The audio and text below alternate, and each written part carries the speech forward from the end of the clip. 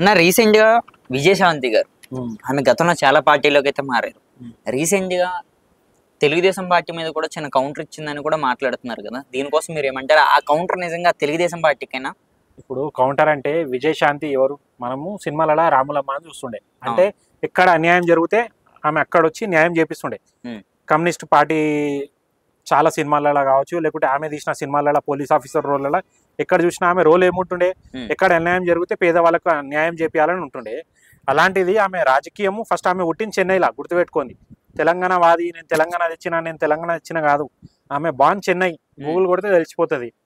చెన్నైలో పుట్టి తెలంగాణలో వచ్చి సినిమా ఇండస్ట్రీలో పేరు తెచ్చుకొని ఫస్ట్ బీజేపీ పార్టీలో జాయిన్ అయింది ఆమె.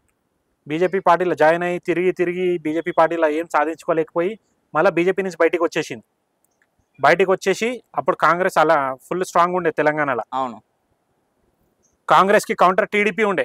అన్న ఎన్టీఆర్ ఉన్నప్పుడు కూడా టీడీపీలో వద్దామని అప్పుడు ప్లాన్ చేసుకుంది, కానీ టీడీపీ వాళ్ళు రానియలేదు విజయశాంతిని. ఆమె ఏం చేసింది, తల్లి తెలంగాణ పార్టీ అని పెట్టుకొని ఉద్యమాలు చేసింది. ఊరు వీడి వాద తిరిగి ఏమైంది, కేసీఆర్ తో కలిసిపోయింది మళ్ళా.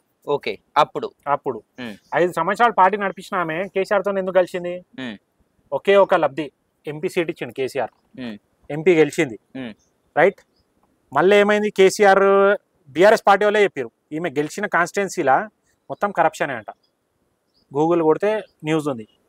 కరప్షన్ చేసిందనే ఆమెను బీఆర్ఎస్ నుంచి తరిమేసినాక ఏం చేసింది మళ్ళా, సరే ఇప్పుడు నాకు ఏడ గతి లేదు, ఏం చేయాలని మళ్ళీ బీజేపీలో జాయిన్ అయ్యింది.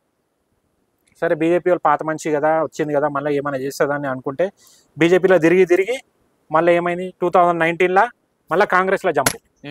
మొన్న రీసెంట్ గా దానికన్నా బిఫోర్ అంటే బీజేపీ నుంచి మళ్ళీ కాంగ్రెస్ జంపు కొట్టింది. కాంగ్రెస్ లో తిరిగి ఏం చేయలేక ఒక సీట్ రాక ఎంపీ ఇచ్చిరు, ఎంపీ ఓడిపోయింది, గెలవలేకపోయింది. ఎటు కాక అటు ఇటు ఉండి మొన్న మళ్ళా కాంగ్రెస్ ఈడ గెలవంగానే లాబింగ్లు వేసుకొని ఢిల్లీకి పోయి ఆడ పోయి ఈడ తెలిసిన కొంతమంది ఎమ్మెల్యేలు, ఎంపీలు, మినిస్టర్లతో పైరవీలు పెట్టించుకొని ఎమ్మెల్సీ పదవి తీసుకుంది. అది కూడా డబ్బులు ఇచ్చుకున్న పదవి.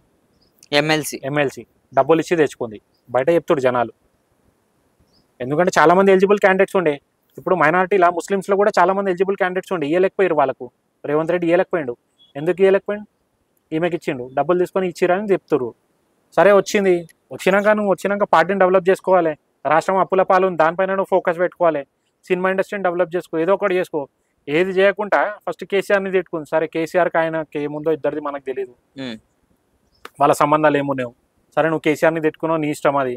అంటే కేసీఆర్ బీఆర్ఎస్ పార్టీలో ఎంపీ ఉన్నప్పుడు కేసీఆర్ దేవుడు, కేసీఆర్ నాయకుడు, కేసీఆర్ రాముడు అనుకున్నావు. ఇప్పుడు బయటకు వచ్చినాక తిట్టుకుంటారు. రాజకీయాల్లో కామన్ అది. వచ్చి లేక మళ్ళీ ఇప్పుడు ఏం చెప్పింది, బీజేపీ కొంతమంది తెలంగాణ ద్రోహులని మళ్ళీ తెలంగాణలో తెచ్చి వాళ్ళ పరిపాలన తేబోతుందంట. ఎవరు ఆ ద్రోహులు? ఎవరు అంటే ఎవరున్నారు ఇప్పుడు? బీజేపీ ఎవరితో అలయన్స్ ఉంది తెలుగు రాష్ట్రాల్లో? టీడీపీతో ఉంది. అంటే ఇండైరెక్ట్లీ టీడీపీ అని చెప్తున్నా. దమ్ముంటే చెప్పు, పేరు తీసుకొని. నువ్వు రాములమ్మ కదా, దమ్ముంటే పేరు తీసుకొని చెప్పు. తెలుగుదేశం పార్టీయా, చంద్రబాబా, బాలకృష్ణనా, ఎవరు? కే పాల్ గురించి చెప్తున్నా, లేకుంటే జగన్మోహన్ రెడ్డి గురించి చెప్తున్నా, చెప్పు పేరు తీసుకొని. నీకు దమ్ము లేదు చెప్పుకోనికే. చెప్పుతే నీకు కాంగ్రెస్ పార్టీలకించే ఎలగొట్టేస్తారు. ఆమెకే గతి ఉండదు కాంగ్రెస్ పార్టీలో, ఎందుకంటే వాళ్ళకు కూడా తెలుసు టీడీపీని గెలుపుకుంటే మళ్ళీ కాంగ్రెస్ పరిస్థితి ఏమవుతుంది అనేది. ఒక్కసారి టీడీపీ ఫోకస్ పెట్టింది అనుకో, కాంగ్రెస్ కూడా ఉండదు తెలంగాణలో. ఇప్పుడు టీడీపీ జిహెచ్ఎంసీలో పోటీ చేయబోతుంటే నువ్వు చూసుకో, కాంగ్రెస్ బీఆర్ఎస్ లకి ఇట్లా వచ్చేస్తారు జనాలు, టక్కా వచ్చేస్తారు. కాంగ్రెస్ ఇప్పుడు అధికారంలో ఉంది కదన్నా. అధికారంలో ఉంటే ఏముందమ్మా, అందరికీ తెలుసు డెవలప్మెంట్ అంటే టీడీపీ అంటే development. TDP Telangana development party, గుర్తుపెట్టుకోరు. అది తెలంగాణలో ఇవాళ రెవెన్యూ వస్తుందంటే టీడీపీ వల్లనే వస్తుంది. సరే అన్ని బంద్ చేద్దాం, టీడీపీ కట్టిన ఐటీ సిటీలు వస్తున్న సంపాదన పక్కన పెట్టు, లిక్కర్ సంపాదన పక్కన పెడితే వీళ్ళు కనీసం మంచినీళ్ళు కూడా తెయ్యలేరు. మంచినీళ్ళకి డబ్బులు ఇవ్వలేరు కనీసం వీళ్ళు. కాంగ్రెస్ ప్రభుత్వం కావచ్చు, బీఆర్ఎస్ కావచ్చు, అంత డబ్బులు ఇవాళ తెలంగాణలో వస్తుందంటే తెలుగుదేశం పార్టీ పెట్టిన సంస్థల వల్ల, తెలుగుదేశం పార్టీ తెచ్చిన డెవలప్మెంట్ వల్ల. వీళ్ళు ఏం డెవలప్మెంట్ తెచ్చిరబ్బా? కేసీఆర్ కాళేశ్వరం అన్నాడు, కాళేశ్వరంతో డబ్బులు వస్తున్నాయా? అది కూడా అవినీతి పాలు చేసిండు. యాదగిరిగుట్టను డెవలప్ చేసినాడు. ఆయన డెవలప్ చేయాల్సింది ఏముంది? ఎప్పటి నుంచో యాదగిరిగుట్ట డెవలప్ ఉంది. చిన్న పుట్టిన కాడి నుంచి సచ్చే వరకు ఎవరైనా పోతారు యాదగిరిగుట్ట. డెవలప్మెంట్ ఏమొచ్చింది? ఏమన్నా బయట నుంచి ఫారెనర్లు వస్తురా? రావట్లేరు కదా. ఒక్క పని చెప్పు, అరే ఇది నేను పెడితే దీనివల్ల నాకు ₹1 కోటి ఆందాన్ని వచ్చిందని వీళ్ళకి చెప్పాను. బీఆర్ఎస్కి కాంగ్రెస్ కూడా వచ్చి సంవత్సరం అయింది, ఏం చేయలేకపోతారు వీళ్ళు. కానీ విజయశాంతి గారు ఎందుకని ఇలా మాట్లాడారు? టీడీపీ మీద అసలు ఎందుకని ఈ కామెంట్ చేయాల్సి వచ్చింది? టీడీపీ మీద అంటే ఇప్పుడు కాంగ్రెస్ లో వచ్చింది కదా, కొత్త వచ్చినప్పుడు ఏదో చెప్పుకోవాలని టీడీపీని చెప్పుకుంటుంది. మరి టీడీపీని ఇలా చెప్తుంటే టీడీపీ నిజంగా తెలంగాణలో పోటీ చేస్తే కాంగ్రెస్ పరిస్థితి ఏంటి, మెయిన్ విజయశాంతి గారి పరిస్థితి ఏంటి? విజయశాంతి అయితే ఎమ్మెల్సీ వదిలేసాయి, కానీ టీడీపీ బీజేపీ జనసేన కూటమి కనుక పోటీ చేస్తే జిహెచ్ఎంసీ క్లీన్ స్వీప్ కొడతాం మనం ఇక్కడ తెలంగాణలో. ఒప్పుకుంటారన్న తెలంగాణ ప్రజలు వెళ్ళిపోయిన పార్టీ మళ్ళీ వస్తే? ఇప్పుడు తెలంగాణ ప్రజలు ఏడైనా ఏ గల్లీకైనా వెళ్ళిపో, ఆడ రోడ్ వేసి ఉంటే పక్కన బోర్డు ఉంటది, శిలా పథకం ఉంటది, ఈ రోడ్ ఎప్పుడు వేసిరని. హైదరాబాద్ సిటీలో ఛాలెంజ్ చేస్తున్నా 150 పైన జిహెచ్ఎంసీ వార్డులు ఉన్నాయి. రాబోయే రోజుల్లో 200-300 అవుతాయి. ఏ వార్డులైనా పోయి చూసుకో, ప్రతి వార్డులో 2-3 రోడ్లు మన పేర్లే ఉన్నాయి. ఇంకా దాని తర్వాత మనం వేసిన రోడ్ల తర్వాత ఎవడే వెళ్ళలేదు. ఇంకా టీడీపీ అలా చూసుకో, కార్పొరేటర్ టీడీపీ, మేయర్ టీడీపీ ఉంటాడు. టీడీపీ బీజేపీ అలయన్స్ ఉన్నప్పుడు గతంలో ఇప్పుడు ఉన్నాయి. ఆ రోడ్లకు మళ్ళీ వేయలేదు, ఎందుకంటే ఆ రోడ్లు ఇరగలేదు, అంటే అవినీతి కాలేదు. రోడ్ ఇరుగుతేనే కదా మళ్ళీ రోడ్ వేసేది. అవును, నువ్వు హైదరాబాద్ సిటీలో ఏడైనా తిరిగి చూసుకో. ఇప్పుడు వీళ్ళకి భయం ఏముందంటే టీడీపీ వచ్చిందనుకో అందరికీ తెలుసు అవినీతి ఉండదు. అవును, చంద్రబాబు పరిపాలన ఆంధ్రలో చేసుకున్నా కానీ ఇక్కడ ఎవరైనా స్ట్రాంగ్ లీడర్ని పెడితే టీడీపీ వాళ్ళు జిహెచ్ఎంసీలో వస్తే డెవలప్మెంట్ అవుతుంది. రోడ్స్ కానీ, ఎలక్ట్రిక్ కానీ, వాటర్స్ కానీ. ఇప్పుడు గవర్నమెంట్ స్కూల్స్ పరిస్థితి ఏంది? తెలంగాణలో సుమారుగా 1000 స్కూళ్ళ పైన దానికి టాయిలెట్ల నల్లులు లేవు, డోర్లు లేవు. ఇదా మీరు ఇచ్చే పరిపాలన? Basic facilities. నువ్వు బంగ్లాలు కట్టు, కోట్ల బిల్డింగ్లు అంటలేము కదా. Basic facilities, food, water, shelter, education, అదే కరెక్ట్ లేదు ఇక్కడ. ఎప్పుడైనా గాంధీ హాస్పిటల్ కానీ ఉస్మానియా హాస్పిటల్ పోయి చూడు, టాయిలెట్స్ లేవాడా. ఓకే, రీసెంట్ ఇప్పటికి నువ్వు వెళ్ళి చూడు, కెమెరా ఉంది కదా. ఒకరోజు మనది కాదని వెళ్ళి చూసుకో. అక్కడ ఉన్న పేషెంట్లను అడుగు, ఏడబోతారంటే బయటికి పోయి 5 రూపాయలు 10 రూపాయలు ఇచ్చుకొని సులభ్ కాంప్లెక్స్ లో పోతారు వాళ్ళు. అంటే జనరల్ వార్డ్ లో ఉన్న పేషెంట్ కి ఆయనకి టాయిలెట్ పోవాలంటే ఆడ 2 ఫ్లోర్లు దిగి పోవాలి. వాడ అవి కూడా చూడు మొత్తం ఇట్లా పొంగుతూనే ఉంటాయి. నేను చెప్పేది కాదు, నువ్వు బయట తెలుసుకో, మీడియా కదా. అవును, నేను అబద్ధాలు చెప్తే ఇప్పుడు ఆడ మంచి బాత్రూమ్లు ఉన్నాయంటే సరే చెప్పు, నేనే సారీ అని చెప్పుకుంటా. కానీ ప్రతి దిక్కున కూడా మంచి పరిపాలన చేస్తుందని కూడా తెలంగాణ ప్రభుత్వం. మంచి పరిపాలన అంటే నువ్వు బేసిక్ ఫెసిలిటీస్. నీ దగ్గర బడ్జెట్ లేదు కాంగ్రెస్కి, మేము కూడా పోతున్నాం, ఎందుకంటే డబ్బులు లేదు, వాళ్ళు కూడా ఏం చేయలేదు. ఉన్నదంటే నువ్వు బేసిక్ పని చేయవచ్చు కదా. ఫస్ట్ హైదరాబాద్ సిటీలో 2 పెద్ద హాస్పిటల్స్ ఉన్నాయి, గాంధీ హాస్పిటల్, ఉస్మానియా హాస్పిటల్. ఉస్మానియా కొత్త బిల్డింగ్ కడుతున్నా అన్నాడు, అది కట్టడానికి ఇంకా 10 సంవత్సరాలు పడుతుంది. బడ్జెట్ లేదు, మెల్లమెల్ల పనులు అవుతాయి. కాంట్రాక్టర్ కూడా డబ్బులు పోతేనే కదా ఆయన పని ఫాస్ట్ చేసేది. ఉన్న హాస్పిటల్ని డెవలప్ చేసుకోవాలి కదా. బేసిక్ ఇన్ఫ్రాస్ట్రక్చర్ ఏముంది హాస్పిటల్స్లో? టాయిలెట్స్ కరెక్ట్ లేవు, చేసుకో.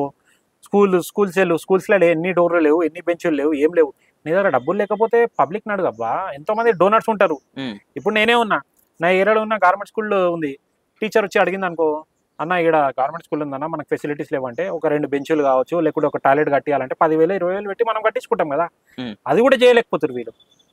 ఇప్పుడు టీడీపీ పార్టీ ఉన్నప్పుడు ఎన్నో సంస్థలు వాళ్ళ సొంతంగా వాళ్ళు వచ్చి చారిటబుల్ పనులు చేసిరు.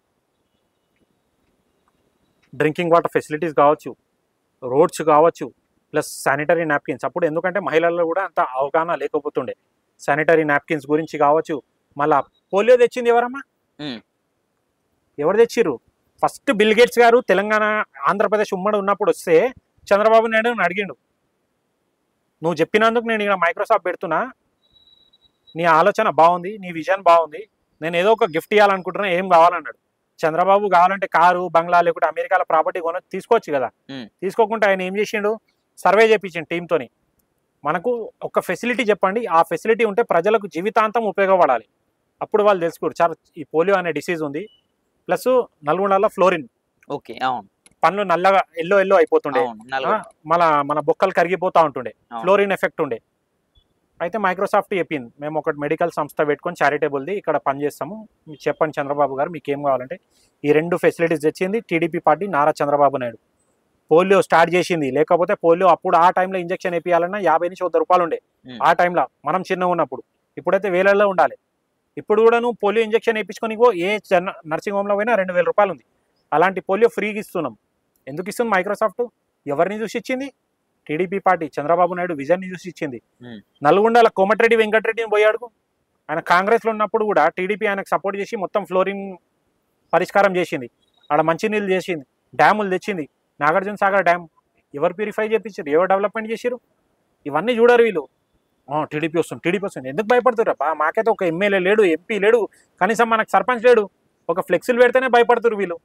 నిజంగా ఒకవేళ టీడీపీ పార్టీ ఇక్కడ పోటీ చేస్తే ఎవరిని ఎన్నుకునే ఉపయోగం ఉందా? ఇదే సారీ, ఎవరిని ఎన్నుకోబోతుంది అనుకోవచ్చు ఇక్కడ. అంటే ఎవరు మీకు తెలిసిన మెయిన్ వ్యక్తి ఎవరు? అంటే బాబు గారు ఎలాగో ఇప్పుడు అక్కడ చాలా బిజీగా ఉన్నారు. ఇక్కడ ఎవరు ఆ సీఎం క్యాండిడేట్ ఎవరయ్యే అవకాశం ఉంది? సీఎం క్యాండిడేట్ అయితే ఇంకా టైం పడుతుంది చెప్పనీకి. ఇప్పుడు మెయిన్ క్యాండిడేట్ మెయిన్ అంటే ఇప్పుడు జిహెచ్ఎంసీలో మనం పోటీ చేయబోతున్నామని మనకు న్యూస్ వచ్చింది అనుకోండి.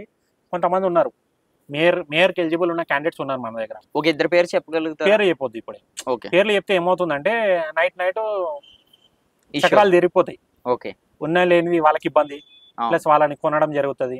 అంటే పార్టీని డిమోటివేట్ చేసి వాళ్ళని ఏదో ఒకటి ఐదర్ భయపడేయడమో, డబ్బులు ఇవ్వడమో. నిజంగా ఎవరు ఉన్నారు మీకు తెలిసే? జనాలకు కూడా తెలుసు.